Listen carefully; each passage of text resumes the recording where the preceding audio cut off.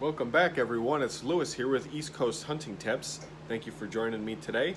And if you're new to the channel, don't forget to hit that subscribe. I specialize with deer hunting and some other hunting tips, and I'm also going to be sharing some of my venison cooking recipes, so be sure to tune into those in the future.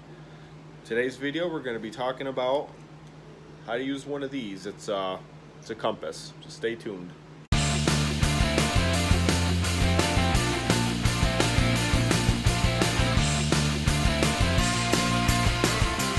Find yourself getting lost in the woods?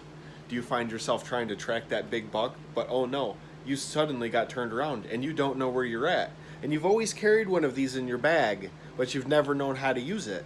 Well, today, I'm going to teach you how.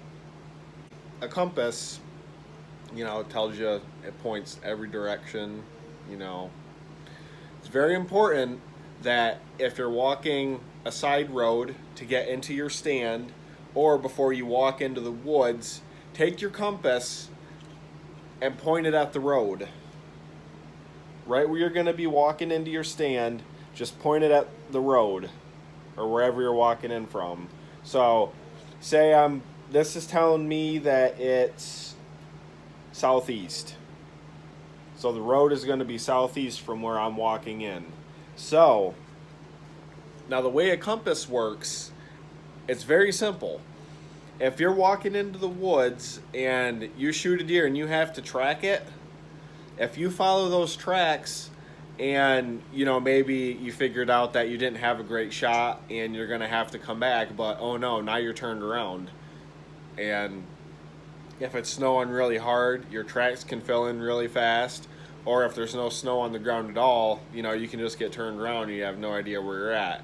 So basically what you're going to want to do is take your compass and point it southeast and follow it. And it doesn't matter the path that you take.